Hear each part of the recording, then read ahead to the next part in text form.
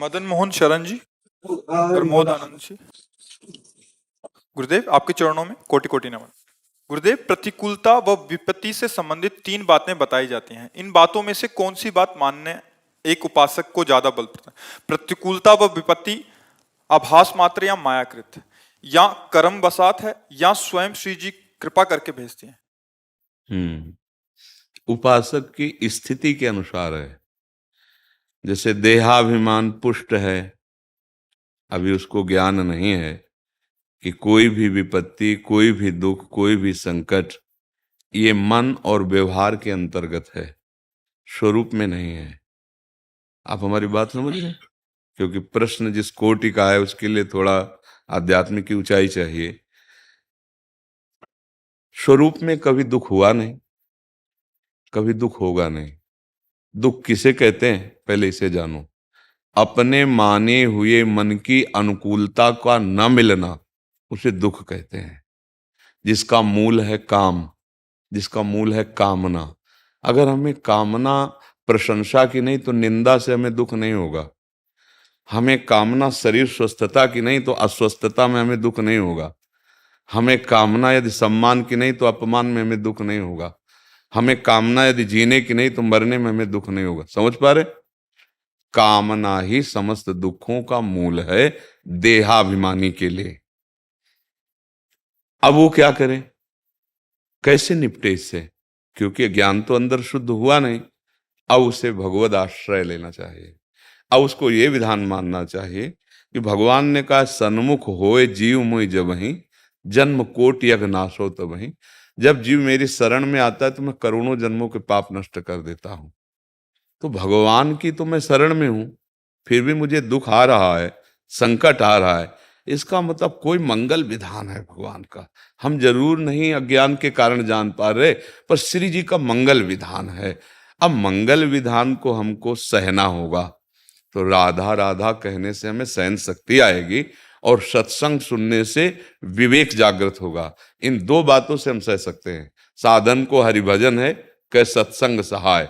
सत्संग न मिले तो केवल हरिभजन में रति नहीं हो पाएगी, और हरिभजन ना हो तो केवल सत्संग सुनने मात्र से बात नहीं बनेगी। तो 2 बातें, हरिभजन राधा राधा कृष्ण कृष्ण जो नाम प्रियो, और सत्संग जिससे विवेक के द्वारा हमें समझ पाए कि हमारी लाडली जो हमारे लिए विधान कर रहे हैं। क्यों? क्योंकि हम रागी पुरुष हैं शरीर के। तो इससे राग कैसे हटे? जब कोई गोली ले बजती ला तब बदमाश आत्मसमर्पण करता ला, ये मन बहुत बदमाश है, इसके पास जब कोई बल नहीं रह गया तब आत्मसमर्पण। तो हमारा ये दुख किस काम में आया? भगवत समर्पण के काम में आ गया। महामंगल विधान कर दिया जो हजारों जन्म की साधना से नहीं होता। मुझे लाडली जी ने दुख दे करके अपनी शरण। समझ रहे ना? कोई संशय इसमें?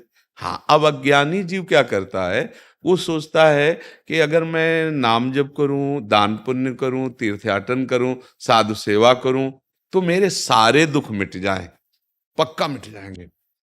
पर वर्तमान में आपने अभी शुरू किया है, आपकी फसल है, आगे इसको आने तो दो। अब वो 2-4 दिन या 2-4 महीने, और जहां पीछे वाला दुष्कृत उसको दंड दिया तो घबरा के छोड़ देता है, वो भ्रमित हो जाता है। इसलिए सत्संग और हरि नाम जप करते हुए, राधा नाम जप करते हुए हम समस्त दुखों पर विजय प्राप्त कर सकते हैं। पक्का है नहीं कि हर कष्ट हमें भगवान के नजदीक पहुंचा रहा है। भला वो कष्ट कष्ट है जो भगवान के नजदीक पहुंचा रहा है। वो सुख बड़ा कष्टप्रद है जो भगवान से विमुख कर रहा है, जो पापाचरण करा रहा है, जो दुर्गति का मार्ग असत आचरण करा। तो ऐसे आग लगे। आज के सत्संग में था, सुना था आपने सत्संग? जरो संपत्ति सदन सुख, सुहृद मात पित भाई, सन्मुख होत जो राम सुन करत न सहसा। वो संपत्ति, वो मित्र, वो दोस्त, नाना प्रकार के संबंध सब आग लग जाएं जो मेरे इस जन्म को भगवान से विमुख कर दे। क्योंकि इस जन्म का परम लाभ भगवान की प्राप्ति। तो बलिहारी उस दुख की जो हर समय राधा राधा रटा रहा है, बलिहारी उस अपमान की जो ऐसा लगने लगा कि कोई मेरा नहीं प्रभु, आपके सिवा कोई नहीं। ये बात समझनी है। वैसे सिद्धांततः भजन करो या ना करो, तुम्हारे जो शुभ हैं तो सांसारिक सुख देंगे, जो अशुभ हैं वो सांसारिक तुम्हें दुख देंगे। पक्का।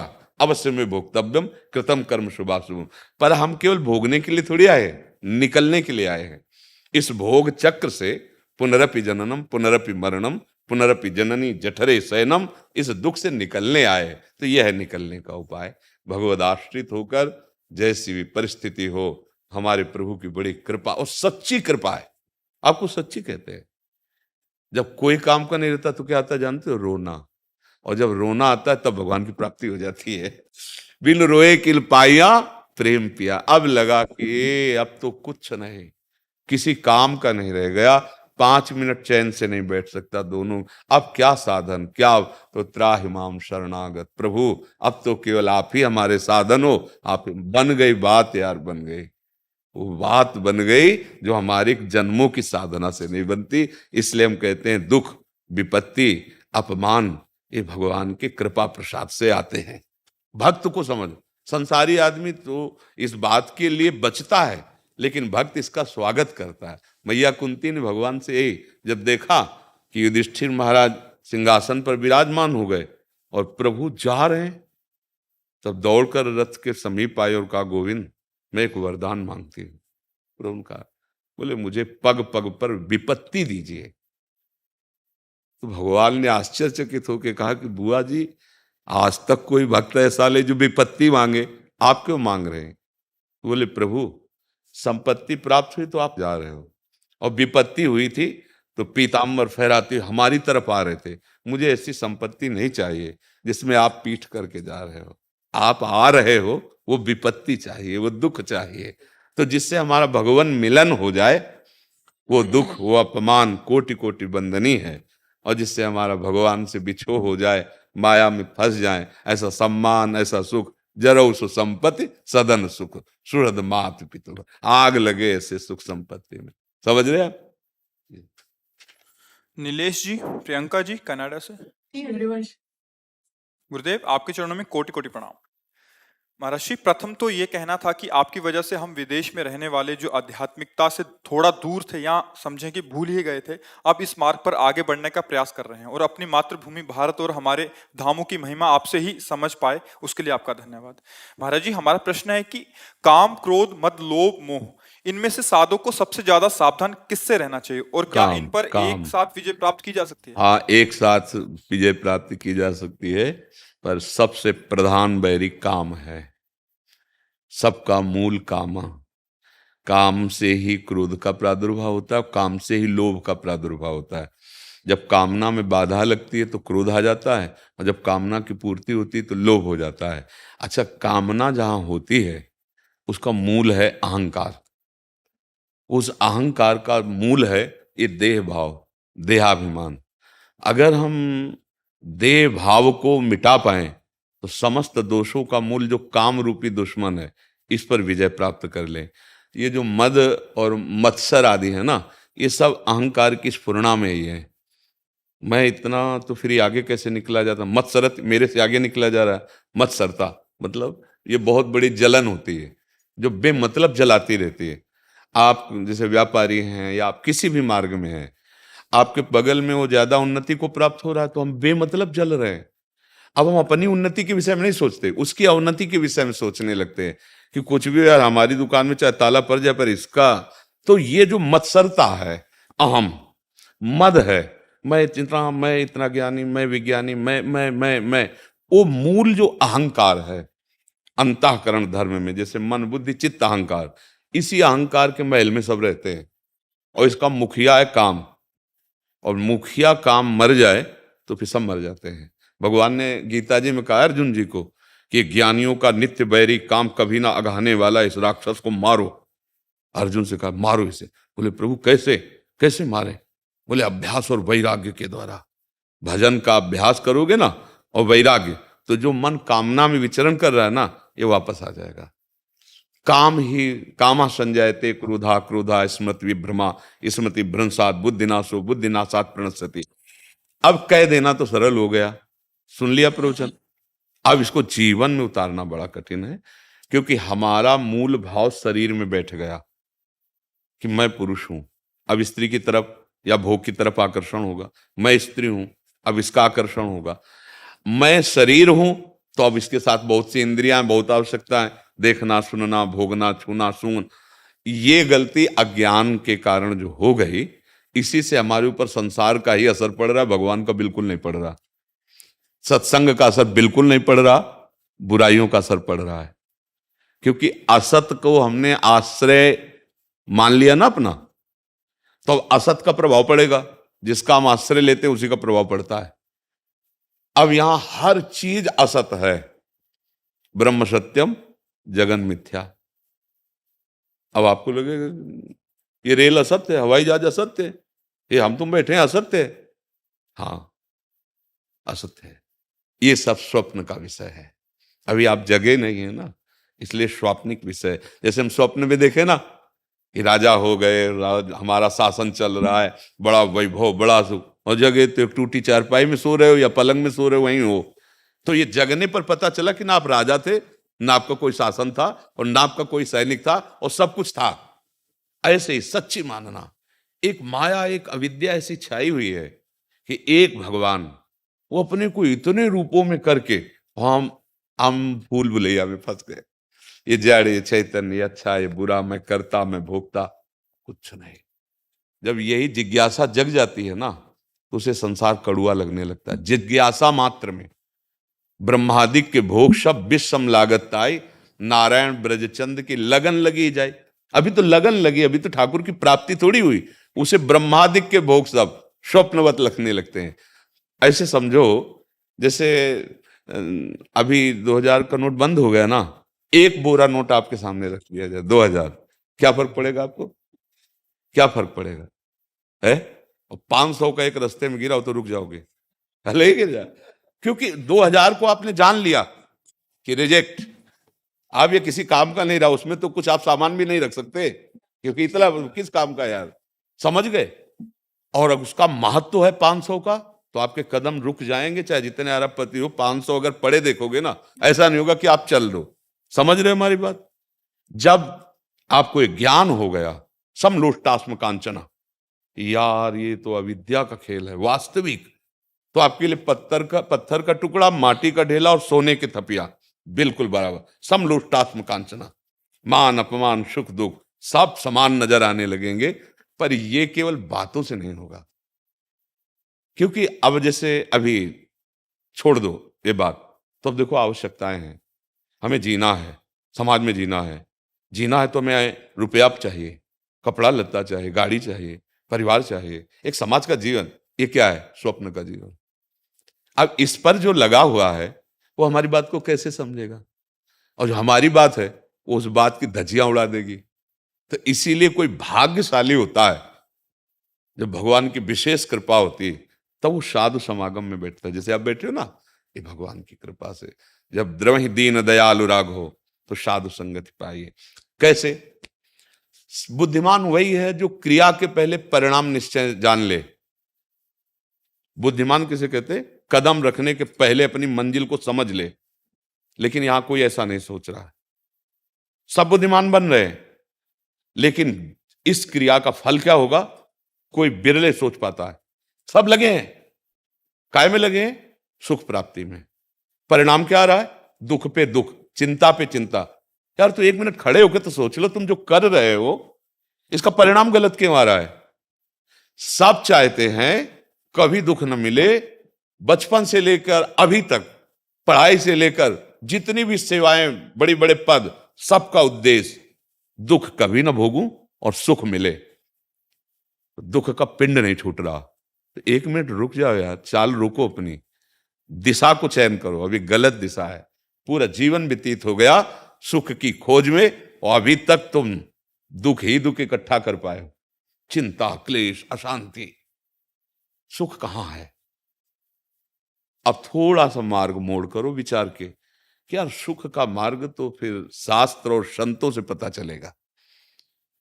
तो बड़े भाग पाई सत्संगा, वो बड़े भाग्यशाली होते हैं जो अपने कदम रोक लिए। यार मैं गलत दिशा में जा रहा हूं क्योंकि सुख चाह रहा हूं, मरना नहीं चाहता, और मृत्यु के नजदीक पहुंचता जा रहा हूं। देखो ना, लोग सुख की चाह में शराब पीने लगे, मांस खाने लगे, व्यभिचार करने लगे, और बुद्धि, शरीर, भविष्य साफ चौपट होना शुरू हो। कोई बुद्धिमान आदमी, जैसे कान में पुकारा जाता है ना तो शब्द पहुंचता है, तो जागृत, ऐसे संतों के शब्द जो होते हैं वो जागृत करते हैं। आप विदेश में हो, शब्द पढ़ा, आप जागृत हुए और आ गए, भगवान की कृपा हुई, आप आ गए। अब आप और जागृत हो जाओ। यही कर्म करने हैं, कुछ बदलना नहीं है, इसी बेस में रहना है, कुछ नहीं बदलना। उद्देश्य बदल जाए, सुख ही सुख मिलेगा। पूर्व से जो कुछ हमारा हिसाब है वो तो आ रहा है दुख का, उसे भोग लेते हैं, आगे सुख ही सुख मिलेगा, क्योंकि हमारी फसल सुख वाली अब हो रही है। जो हम कर्म करें प्रभु को अर्पित करें। प्रभु को जैसे हम मांस मदिरा को भोग नहीं लगा सकते, नहीं लगा सकते ना। अगर थोड़ी भी बुद्धि रखते हो तो ऐसा नहीं, जो ऐसा करते हैं वो राक्षसी स्वभाव के हैं। तो ऐसे ही हम कोई भी गंदा कर्म भगवान को कैसे समर्पित कर सकते हैं? जैसे हम गंदी वस्तु नहीं समर्पित कर सकते। अब देखो हमारा जीवन सुख की तरफ जाने लगा, अब हम डरने लगे, अब हमसे पाप कर्म ना हो, किसी की हिंसा ना हो, किसी को दुख ना पहुंचे। तो जो आप कर रहे हो, जैसे भाव से कर रहे हो, वैसा ही आपको पलट के मिलेगा। किसी को दुख ना हो तो आपको कभी दुख नहीं होगा। किसी को किसी भी तरह, तो आपको किसी भी तरह से कोई परेशान नहीं कर सकता। अगर अभी कर रहा है तो पीछे हमने किया है। इसलिए बहुत बढ़िया अभी समय है। जितने सेकंड, जितने मिनट, जितने घंटा, जितने दिन, अब अपनी कमाई कर लो। यहां से जाना है, जाने पर कुछ भी साथ नहीं जाना है, शरीर भी उतरा दिया जाएगा। ऐसे देश में हम राजी हो रहे हैं जहां से हमें जाने पर ये कपड़ा भी उतरा लिया जाएगा। असत कर्म करो या सत्कर्म करो, छूट है तुम्हारी, लेकिन जिस दिन यहां से निकाले जाओगे कुछ भी नहीं, कोई भी नहीं। यार तो बुद्धिमानी तो कर लो कि ऐसी चीज कोई है यहां जो आप ले जा सकते हो। वो है नाम, वो है दूसरों का हित, वो है मंगल। और वो किया नहीं तो अब बताओ पूरे जीवन बेवकूफ रहे कि नहीं रहे। तभी गोस्वामी जी कहते मन पचितई है अवसर बीते। इसलिए बहुत सौभाग्य है। हाँ, नाम जप करो, भगवद आश्रित रहो, विश्व में कहीं भी रहो। हमारे गोपाल जी की ही तो भूमि है, सकल भूमि गोपाल की। और भगवान की कृपा से आधुनिक यंत्रों का ऐसा विस्तार हो गया है कि जैसे आप यहाँ बैठे सुन रहे हो, ऐसे वहां टीवी में चला के बैठे सुन सकते हो, भावना कर सकते हो कि मैं वृंदावन में बैठा हूं, मैं सुन रहा हूं। तो वैसे ही लाभ मिलेगा, क्योंकि अगर भावना यहाँ ठीक ना हो तो यहाँ भी लाभ नहीं मिलेगा, और भावना दूर देश में ठीक हो तो यही लाभ मिल जाएगा आपको। क्योंकि लाभ वाले प्रभु जो है ना, कोई कण ऐसा नहीं जहां वो ना हो। जो वृंदावन में है वही कनाडा में है, जो एक देवालय में है वही एक पत्थर में भी है, कोई ऐसी जगह नहीं। यही तो बात हिरण्यकश्यप के समझ में नहीं आई थी, तो प्रहलाद जी ने दिखा दिया, खंबे में भी भगवान का प्रादुर्भाव हो गया। समझ रहे ना जी। राधा मोहन शरण जी गुड़गांव से। राधे राधे महाराज जी, आपके चरणों में कोटि कोटि प्रणाम। महाराज जी, कई वर्षों के सत्संग एवं प्रयत्न के बाद भी भक्ति पर पथ पर अग्रसर होने का जागृत तथा स्वप्न में कोई भी संकेत अथवा झलक ना पाकर संसार ही दिखता है। इससे कभी कभी निराशा सी हो जाती है। नहीं नहीं, आप ये उन्नति क्या समझते हैं? भक्ति की, भक्ति की उन्नति क्या समझते हैं आप? महाराज जी की जैसे स्वप्न में या जागृत में भी, स्वप्न में भी कभी उनसे संबंधित कभी कोई दर्शन नहीं होता, ना कोई आभास होता है। हाँ, लेकिन आपकी उन्नति हो रही है। ये मार्ग ऐसा है कि अगर उन्नति का भाव आ जाए तो फिर अवनति हो जाती है। अगर हमें पता चल जाए कि हम भक्ति में उन्नति को प्राप्त हो रहे हैं तो अभिमान जागृत हो गया। अभिमान जागृत हो गया तो कुछ मिला ही नहीं। ये जो आपकी विकलता है ना, हाँ, जिस पर तुम हो रीझते क्या देते यदुवीर, रोना सिसकना आहू की जागीर। ये जो आपके अंदर विकलता है ना, कि वो स्वप्न में भी कभी दिखाई नहीं देते, कभी वो जागृत की तो बात जाने दो, ये भक्ति का रंग है। अगर भक्ति का रंग ना होता तो उनके लिए कौन चाहता है ऐसा। अच्छा, दूसरी बात, हमको अब इस बात की परवाह नहीं करनी कि आप मिलो या ना मिलो, ये आपका पक्ष है। मैं योग्यता का दावा पेश नहीं कर सकता कि आप मेरे से मिलो, पर मैं आपकी याद करके रो तो सकता हूं ना, आपकी याद करके रो सकता हूं। इसमें आपका क्या पक्ष है? मतलब इसमें हमारे आराध्य देव, आप बिल्कुल हमसे प्रसन्न मत रहो, कभी मत मिलना, मैं योग्य ही नहीं हूं आपके। पर इतनी बात कि आपकी याद करके आपके लिए रो तो सकता हूं ना। और अगर ये बात आ गई तो इतने वो प्रेमी हैं, इतने करुणा वरुणालय हैं। भक्ताधीन मनः, भगवान का एक नाम गोपाल शास्त्र नाम में है, वो भक्तों के अधीन है अपने। तो हमारा पक्ष जोरदार होना चाहिए कि हमारी अंतिम श्वास तक ये प्रतिज्ञा, ये दृढ़ता रहेगी, मैं आपका सुमिरन नहीं छोड़ूंगा। आप चाहे मुझे नरक भेजना या स्वर्ग भेजना या परम पद में, इसकी मुझे कोई चाह नहीं। नरक स्वर्ग अपवर्ग आस नहीं त्रास है। बस मेरा पक्ष ये रहेगा कि मैं आपसे प्यार करता हूं और आपको भूलूंगा नहीं। भाई यही भक्ति का रंग है। और अगर एकांतिक ये भक्ति आ गई तो इसी भक्ति के अधीन भगवान हो जाते हैं। निरपेक्षा मुनिम शांतम, जो निरपेक्षम मुनिम शांतम निर्वैरम समदर्शनम अनुब्रजाम्यहम नित्यम पूयेत्यंगुरेण भी। निरपेक्ष, किसी की अपेक्षा नहीं। बने तो रघुबर ते बने, बिगड़े तो भरपूर, तुलसी औरन ते बने ता बनिबे पे धूर। सीधा निरपेक्ष का स्वरूप है। शांतम, अब मुझे कुछ नहीं चाहिए नाथ, क्योंकि अब मुझे पता है, जैसे आपकी अवस्था है, अब मुझे पता है कि बस जाने वाला हूं। कौन सा मिनट होगा, कौन सी घड़ी होगी, ये तो पता नहीं, पर अब तैयारी है। वो तो सबकी है। मान लो उनकी तो वृद्धावस्था है, अपने ये थोड़ी कि जवान है तो अपने अभी इतने वर्ष जिएंगे, सेकंड का भरोसा नहीं है। अगर हमारे हृदय में बात बैठ जाए कि हर नाम भगवत प्राप्ति कराने में समर्थ है, तो हर श्वास में हम एक भी नाम नहीं छोड़ेंगे। राधा राधा राधा, तो अभी शरीर छूट जाए, अभी भगवत प्राप्ति हो गई, अभी भगवत प्राप्ति हो गई। आपके ऊपर बहुत कृपा है। जैसे मरीज कहे हम स्वस्थ हैं और डॉक्टर देख के कहे नहीं पीलिया है, तुम्हारी दृष्टि बता रही, तो उसको दवा लेनी चाहिए। जैसे आपको देख करके हमारा हृदय कहता है कि आपके ऊपर भगवान की विशेष कृपा है, और आप ऐसे ही रोते रहें कि अपने में कमी का अनुभव करते हुए। यही मैंने भगवान को बहुत प्रिय जन जो होते हैं ना, उनमें दैन्यता इसी बात की आती। को हम तुच्छा परम मधमा प्राण हो गर्ह कर्मा, यह तन्नाम स्मृति महिमा हरेश वृंदावन।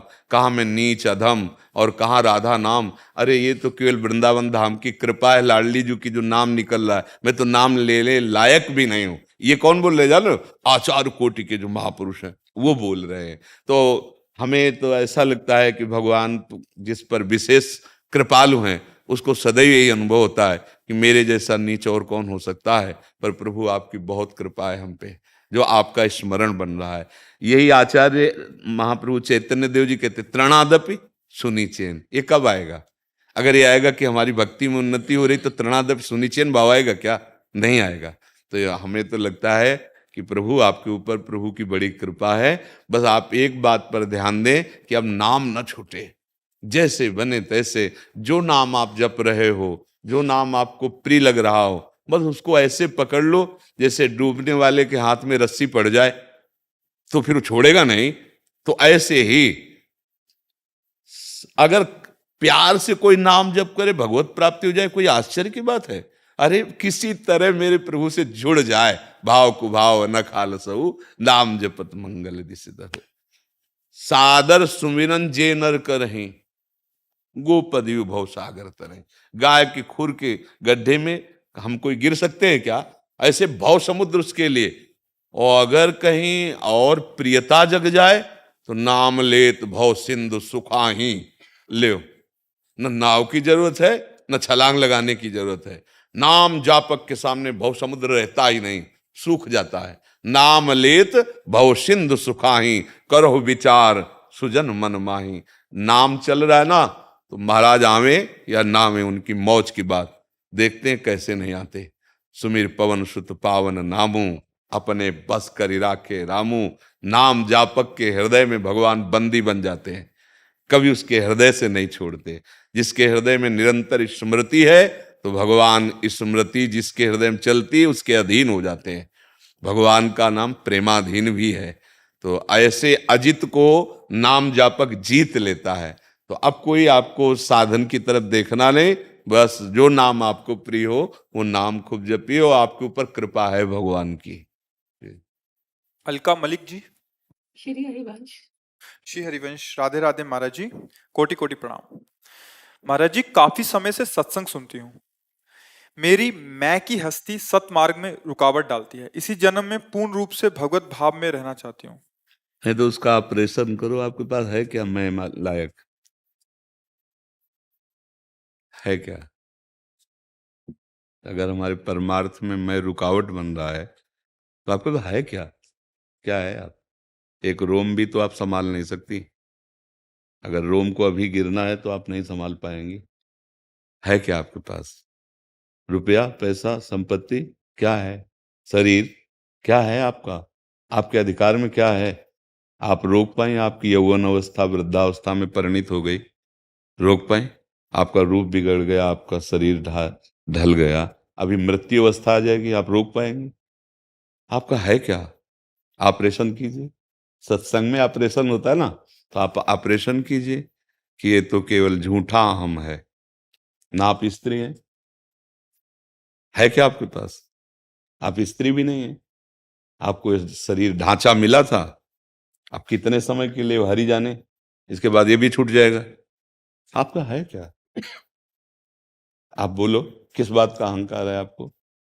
महाराज जी, अहंकार से ज्यादा ये है कि अंदर कहीं ना कहीं गड़ा पड़ा है।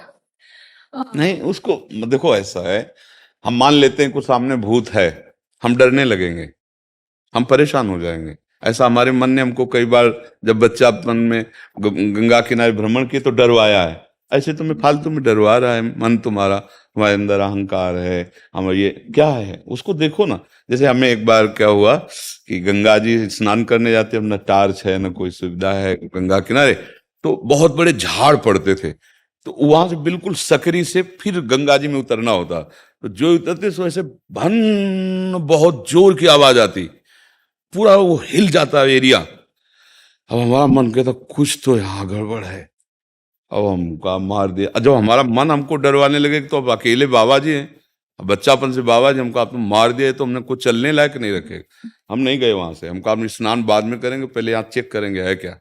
खड़े रहे, 2-2.5 घंटे हुए, मान लो 4 बजे जाते, 2-2.5 घंटे जब प्रकाश हुआ था देखा मांस खाने वाली जो मक्खियां नहीं थी, नहीं बड़ी, वो लाखों की संख्या में बैठी थी, तो उनको जहां आट मिलती हो, अब मन कह रहा था कुछ है, भूत है। अगर हम ना, तो अगली बार हम उधर से कदम नहीं रख सकते थे। बेईमान मन डरवा दिया ना, कुछ नहीं था, वो मक्खियां थी लाश खाने वाली, जो लाश के ऊपर बड़ी बड़ी मक्खियां होती ना, और एक साथ हजारों उड़ी तो पूरा हिल गया और भनभनाट। तो ये मन हमारा हमको बदमाशी करके प्रभु से विमुख कर रहा है, कोई अहंकार नहीं। अगर आपके पास अहंकार वाली बात होती तो आप यहाँ आती नहीं, आपको अहंकार वाली बात होती आप सत्संग नहीं सुनती। ये भ्रम से ऐसा आपको लग रहा है, और ऐसा मानो जैसा हम कह रहे हैं, तो वो जो आपने मान रखा है ना वो हट जाएगा। कोई अहंकार नहीं। हम लोग किसी सामर्थ्यशाली बात को अपने अंदर नहीं देख पाते। क्या सामर्थ्य? जब मन चाहता है भोगों में गिरा देता है, जब मन चाहता है हमको वैसा आचरण, हमारी क्या सामर्थ्य है? तो हे नाथ, हे करुणामय, हे हरि, हे प्रियाजू, हम आपकी शरण में हैं। यही सूत्र है अहंकार नष्ट करने का। कोई अहंकार नहीं है। किस बात का अहंकार है? वो केवल मन ऐसा कहता है, तो मन की बातें मत मानो। हाँ, प्रभु से विमुख होकर जो हमारा समय जा रहा है, इस पर हमें चिंता करनी है। अहंकार तो कोई बदलने में देर नहीं लगेगी। अस अभिमान जाय जन भोरे, मैं सेवक रघुपति पति मोरे। यह अभिमान तो हमारे अंदर ठसा ठस भर जाए, ए श्यामा श्याम हमारे, मैं उनका। हमें क्या परेशानी अभिमान से? हमारा अभिमान सही ठिकाने पे लग जाए। हमें ध्यान देना है कि हम प्रभु को भूलें ना, उनका नाम न भूले, तो हमारा सब कूड़ा करकट सही हो जाएगा। देखो, गंगा जी कभी नाला नहीं बन सकता, लेकिन नाला यदि गंगा जी में चला जाए तो गंगा जी बन जाएगा, नहीं बन जाएगा? गंगा जल से अलग नाला है तो छूने लायक भी नहीं है, और जे ही वो गंगा जी में जाता है तो सुरसर बिले सु पावन कैसे, ईस अनिसई अंतर जैसे। तो हमारी जितनी गंदगी है वो सब पावन हो जाएगी यदि हम नाम जप करें और अपने आप को अब प्रभु के हवाले कर दें। हवाले का मतलब है अंदर से कि नाथ में थक गई, पूरा जीवन हो गया मन की चाल पर चलते हुए। अब आप मन को संभालो, तन को संभालो, जीवन को संभालो। हरि शरणम, सब ठीक हो गया, सब पावन हो गया। अहंकार भी पावन हो गया। जितनी गंदगी जो अलग थी ना, वो जब मिली ऐसे तो धारा हो गई। देखो ना, ये इधर से नाला जाता है, छूने लायक नहीं, वही जब यमुना जी मिल जाता है तो आगे हर घाट पे लाखों लोग स्नान करते हैं, अवगाहन करते हैं। किसी के दिमाग में भी नहीं है कि ये नाला इसमें मिला हुआ। अगर कोई कह भी दे तो इतनी प्रबल श्रद्धा है, हटाओ इन बात, अरे गंगा जी हैं, यमुना जी हैं। ऐसे ही हम गंदे नाले की तरह तब तक हैं जब तक प्रभु से अलग हैं, और जहां प्रभु से मिले तो गंगा की तरह पावन हो जाएंगे। जैसे नाला मिल गया तो गंगा जल बन गया, ऐसे ही हम यद्यपि अपवित्र हैं, अहंकारी हैं, कामी हैं, क्रोधी हैं गंदे, पर हम प्रभु के हैं। अब यहां से सुधार शुरू हो गया और राधा राधा राधा सब ठीक हो जाए। आपके अंदर अहंकार नहीं, हमारी बात मान लो, हमारी बात मान लो। जिसके अंदर अहंकार होता है वो कभी ये नहीं कह सकता कि मेरे अंदर अहंकार है, ये दोष होता है। अहंकारी को कहो यार तुम्हें अहंकार है क्या, तो बिगड़ जाएगा। इतना भी अहंकार हमारे अंदर, और बोला अहंकार से ही रहा है। ये आपका भक्ति का, सत्संग का प्रभाव है जो आपके अंदर ये दोष दर्शन करा रहा है कि अहंकार आपके अंदर है। वस्तुतः अहंकारी बोल ही नहीं सकता कि मेरे अंदर अहंकार है। बड़ी कृपा है, आप नाम जप करो और अंदर से हरि शरणम, हे प्रभु मैं आपकी शरण में हूं, वो सब संभाल लेंगे सब। अच्छा, बस इसी आशीष करो, इसी दृढ़ता से मन रूपी अंधेरे को जब जब आए उसको मैं सामना करके और अपना प्रभु से जुड़ी रहूं। ऐसा मत सोचो कि तुम्हें सामना करना है। हाँ, आगे आगे सूर्य चल रहा है, अंधेरे से लड़ने की हमें जरूरत क्या है। नाम सूर्य है, राम नाम मणिदीप धरी, जीह दे हरि द्वार, तुलसी भीतर बाहरो, जो चाहस उजियार। कहां तुम्हें लड़ना पड़ेगा? अगर जिह्वा में नाम चल रहा है तो अंधकार है ही नहीं, बाहर और भीतर दोनों जगह प्रकाश। समझ रहे? पूनम जी, दीपक जी, श्री हरिवंश, श्री हरिवंश। श्री हरिवंश। सदगुरुदेव भगवान आपके चरणों में कोटि कोटि प्रणाम। महाराज जी, हमारा प्रश्न शिष्टाचार संबंधित था। अगर सदगुरुदेव भगवान जी हमारे घर में अचानक पधार जाएं तो उस समय महाराज जी हमें क्या करना चाहिए, या बताकर आए तब क्या करना चाहिए महाराज जी? हाँ, सबसे पहली बात है कि सदगुरुदेव भगवान क्या, कोई भी संत आए, सबसे पहला आदर होता है खड़े होकर के हाथ जोड़ना और उनके इष्ट का नाम उच्चारण करना। जैसे गुरुदेव भगवान, राधे श्याम, राधा वल्लभ लाल की, राधा वल्लभ लाल की जय। आज तो बड़े भाग्य, आज तो बड़े भाग्य, भगवान के दास घर पधारे, हरिजन पद। कोई भी संत मान, पहले मृदुल वाणी का स्वागत, फिर आइए आसन पर बैठिए, फिर तीसरा उनके चरण पखारें, यह जल अर्पित करें जैसे वो राजी। मान लो कुछ संत होते नहीं इस पर, तो हम जल अर्पित करते हैं अर्घ रूप में उनका, फिर प्रार्थना करते हैं क्या आज्ञा है आपकी, भोजन प्रसाद पाएंगे आप क्या। गुरु जी नहीं, कोई भी संत, बस 3 बातें हमको विशेष, खड़े होकर हाथ जोड़कर मृदु भाव से हाँ नाम उच्चारण करते हुए स्वागत करना, आसन देना और जल देना। ये 3 प्रत्येक वैष्णव के लिए किए जा सकते हैं। अगर आपको संशय है तो 2 मृदु भाषण, हाथ जोड़ा, मृदु भाषण, गेट के बाहर ही, अंदर नहीं। अगर आपका परिचय नहीं है, आप नहीं जानते हैं और कोई संत वेश में आया है, तो गेट के बाहर ही राधे श्याम, क्या आज्ञा है आपकी। अगर वहां तुम्हें समझ में नहीं आ रहा है तो राधे राधे, हमारी सामर्थ्य नहीं, और आप अंदर हो जाए, हो गया स्वागत। कटु वचन नहीं कहना, अपमान नहीं करना। और गुरुजन और जो परिचय के महापुरुष है, फिर तो अपने आराध्य देव ही हैं, फिर तो प्रसाद पवाया, उनकी जूठन पाई, उनका चरणामृत घर में छिड़का, वो तो। पर हम इसलिए लगा देते हैं कि केवल यही सिद्धांत नहीं है, क्योंकि इस वेश का दुरुपयोग भी हो रहा है। कहीं आप ऐसी धारणा में कि गुरु जी की आज्ञा हो गई है, तो उसमें नहीं। अगर हमारे परिचय में नहीं है और भगवत भेष है, तो हाथ जोड़कर हम, हाँ महाराज दंडोत दंडोत, आज्ञा कीजिए, हमको ये करना है, वो यज्ञ करना है, या पैसा ऐसा, हमारी सामर्थ्य नहीं। आप कहो तो आप बैठो बाहर, हम आपको 4 रोटी बना करके दे सकते हैं, हम बस। और परिचय के फिर हैं तो फिर कोई बात नहीं, क्योंकि ये वेश ऐसा है कि इस वेश में बहुत से दोष करने वाले जन जो नहीं जानते हैं भगवत मार्ग को, इस भेष का अवलंबन लेकर लोगों की श्रद्धा के साथ खिलवाड़ करते हैं। इसलिए हम बीच में इसे लगा देते, केवल एक ही बात नहीं कहते, दोनों पक्ष इसीलिए रख देते हैं कि जिससे हमारी भगवत स्मरण बढ़े, जिससे हमारी श्रद्धा बढ़े, हमको वही कार्य करना है। नहीं तो अगर हमको ऐसा लगता है कि गुरुदेव के संग से हमारी श्रद्धा बिगड़ रही, हमारा भाव बिगड़ रहा है, तो हम उनसे दूर होंगे, उनकी आज्ञा का पालन करेंगे, उनके द्वारा दिए हुआ नाम मंत्र जपेंगे, पर हमारी श्रद्धा बचे। हम श्रद्धा अपनी बिगाड़ेंगे नहीं, उनके पास नहीं जाएंगे, पर हम उनकी आज्ञा पर रहेंगे, तो कल्याण हो जाएगा, मंगल हो जाएगा। समझ रहे आप?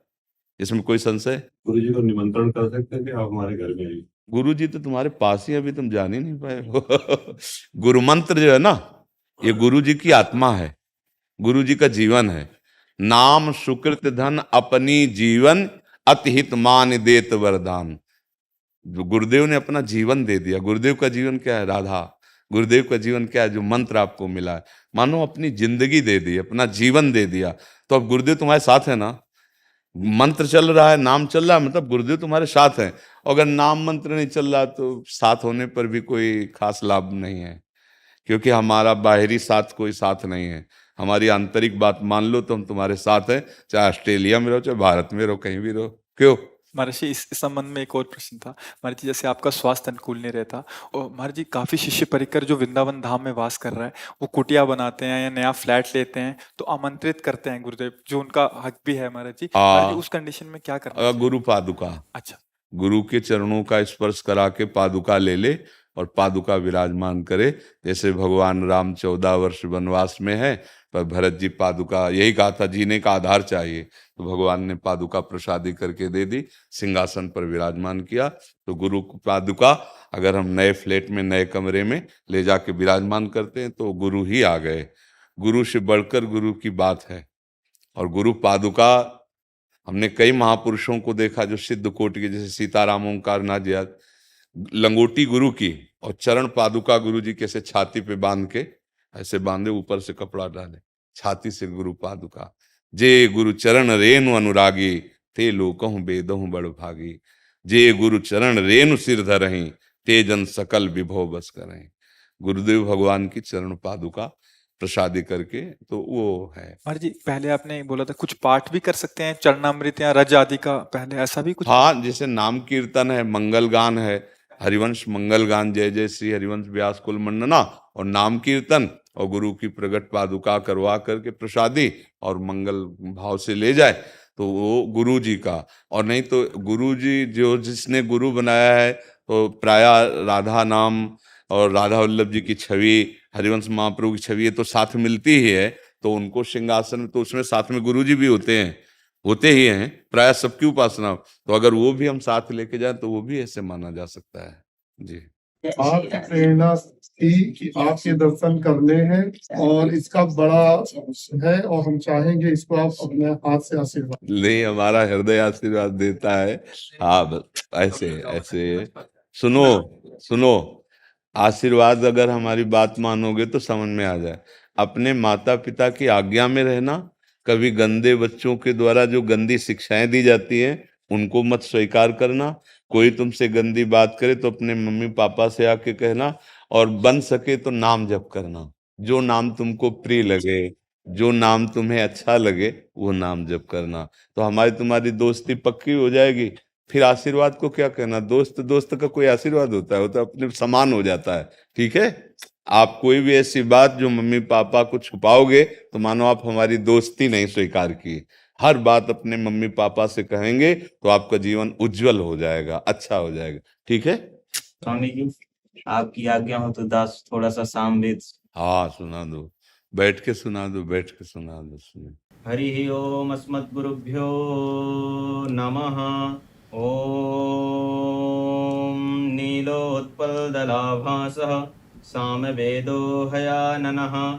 अक्षमालाधरो दक्षे वामे कम्भोधर स्मृताः। ओम त्वामग्ने त्वामग्नाय यज्ञानांघोताः विश्वे सांघायिताः देवैरमा से जाना औ हो ईडा तद्दौ होवा गाया सुताईसा च पुरुहुता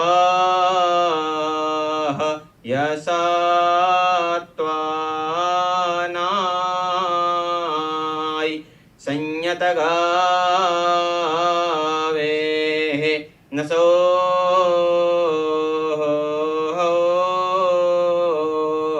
हुवो वा कारुणो हाय तद्गस्ते सुचाये आग्न आया हिवीतयाय गृणानो हव्यदाताय निहोता सत्सि बरहायसि बरहायसा औहो वा बर्हिषि ॐ प्रबुद्धत्वं जगन्नाथः प्रबुद्ध परमेश्वरः प्रबुद्ध पुण्डरीकाक्षा भक्तानाम् अनुकम्पयाः त्वयि प्रबुद्धे देवेशे तवाग्रे परमेश्वराः लौकिकानि यज्ञानि तानि निर्वर्तयाम्यहम् अग्रताः सर्वयज्ञानां तं प्रभुर्नां मतस्तताः नापरेषु जगन्नाथः पूजतेषु सुरेष्वपि मयि यज्ञसमाप्ति स्यात् त्वयि सन्तर्पितेन ले सर्वे देवां नलमुखास्तथाग्निस्थन्मुखे कृताः ब्रह्मा स्वयं ब्रह्मलोके स्वर्गे स्वर्गनिवासिनः सात्विका मानुषे लोके नागाधक्षरसातले त्वं हि प्रबोधयन्ते ते स्वार्थसंसिद्धये सदा तज योगमयी निद्रां कृपां कुरु सनातनः ॐ बहुत सुंदर, बहुत सुंदर। झिलमिल जी महाराज। राधा वल्लभ प्रिय राधे राधे महाराज जी, आपके चरणों में कोटि कोटि प्रणाम। महाराज जी, मैं रायबरेली जिले के प्रसिद्ध शिव मंदिर का प्रधान पुजारी हूँ।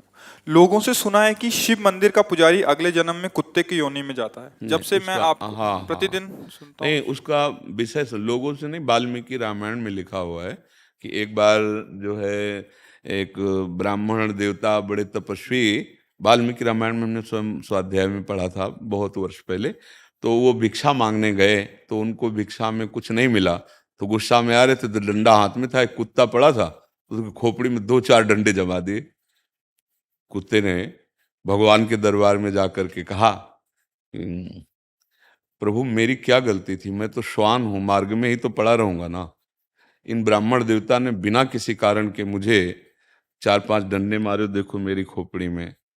भगवान तो सब जीवों की भाषा जानते हैं ना, तो भगवान ने कहा मेरे दरबार में ब्राह्मणों को दंड नहीं दिया जाता, आप ही निश्चय करो कि इनको क्या दंड दें। उनका प्रभु यहाँ का जो बहुत श्रेष्ठ कलिंजर पर्वत है उसमें जो आश्रम है उसका इनको महंत बना दीजिए। बोले तुम तो दंड दे रहे हो या वरदान दे रहे हो?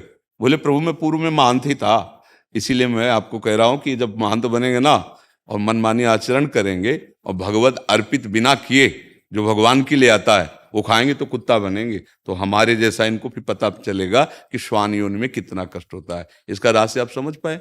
इसका रहस्य ये है कि जो भगवान के अर्पित करने के लिए आता है वो आप शिव मंदिर की केवल बात नहीं है, किसी भी मंदिर की बात है। ब्रज के भक्तों में चरित्र आता है। एक दिन एक विरक्त संत जो गुफा में भजन करते थे, क्योंकि जैसे गिरिराज जी है, नंदगांव है, बरसाना, यहाँ पर्वत हैं तो यहाँ गुफाएं भी हैं, संत जन एकांतिक भजन, तो वो भिक्षा मांग के आ रहे थे, पीछे से आवाज है बाबा सुन, अगर मुझे थोड़ा टुकड़ा दे दे तो मेरी प्रेत योनि से मुक्ति हो जाए। तो ऐसे मुड़ के देखा तो कोई नहीं दिखाई दिया, एक कुत्ता दिखाई दिया, तो उन्होंने लगा शायद ऐसे कानून। फिर बाबा सुनो ना आए, तो फिर मुड़ के देखा, कौन हो तुम? तब बोले कि ये जो मैं कुत्ता रूप दिखाई दे रहा हूं, मैं नंदालय का पुजारी हूं।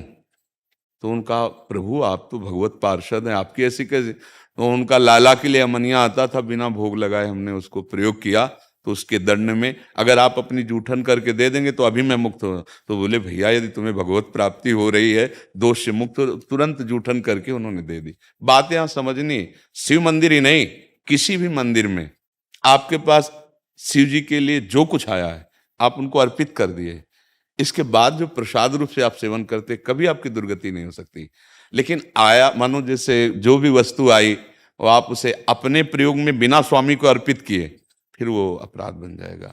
ऐसा नहीं है, हम उन्हीं के उपासक रहे हैं, उन्हीं के आए। मुक्ति तो, अरे मुक्ति तुम यार, बहुत शिवलिंग है।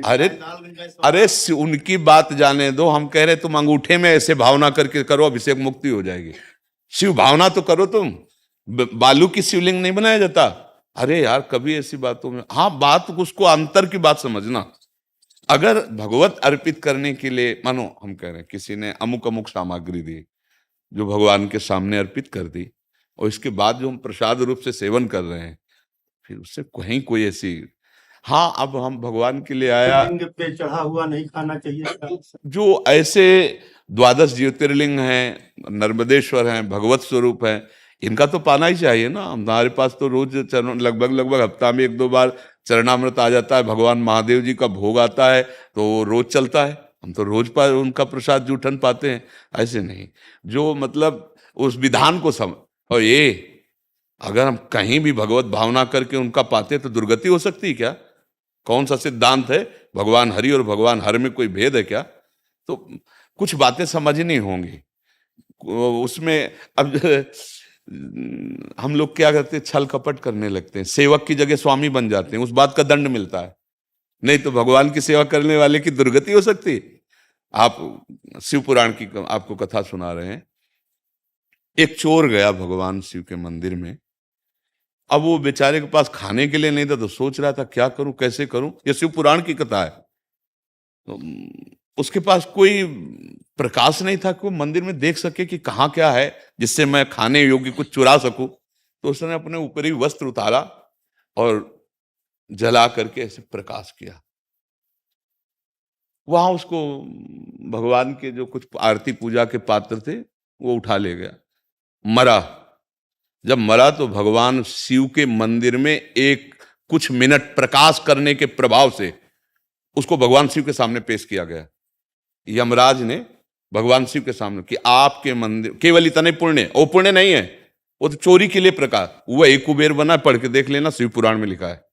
शिव पुराण में जब उसको भगवान शिव ने कहा इसको राजा बनाया जाए, तब उसकी स्मृति जागृत हुई कि एक वस्त्र को जलाने के प्रकाश से मुझे राजा पूरे नगर में शिवालय होना चाहिए और हर शिवालय में अखंड घी का दीपक होना चाहिए। उसके परिणाम स्वरूप कुबेर पदवी में आज भी बैठे हुए भगवान शिव के मित्र बने।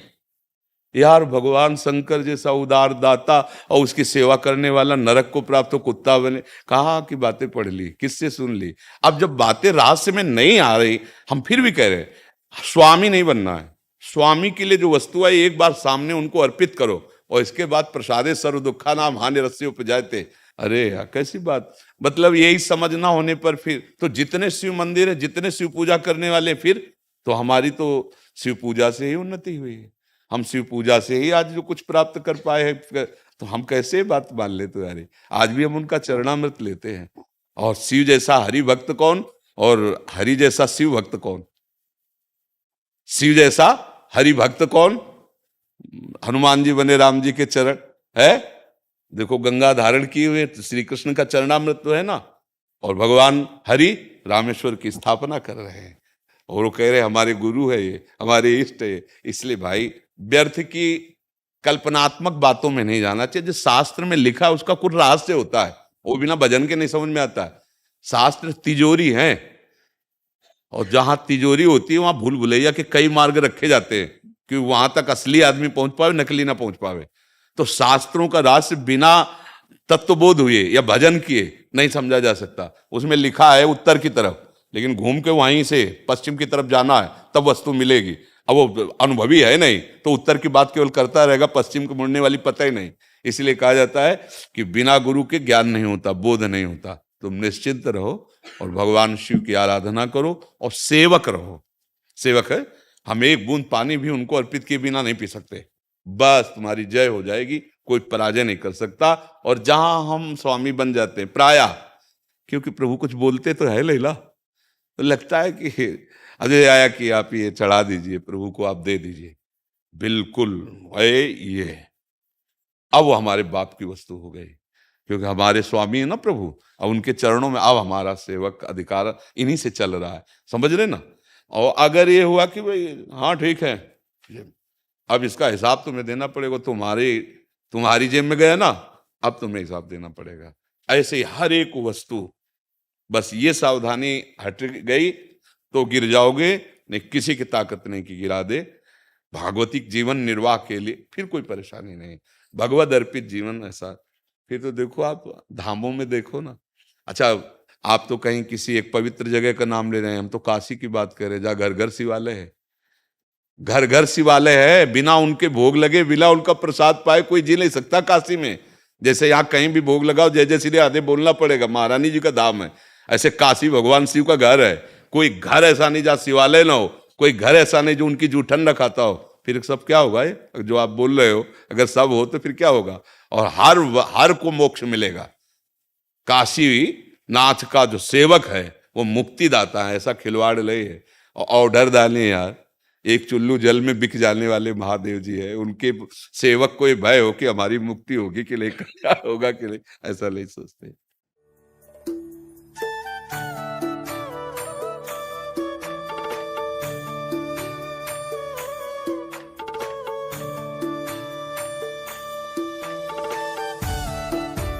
मंत्रे पुंडरीकाक्ष नमस्ते विश्वभावनः। हरि ओम जितंत्रे पुंडरीकाक्ष नमस्ते विश्वभावनः। नमस्ते स्तुऋषिकेशः महापुरुष पूर्वजाः। हरि ओम।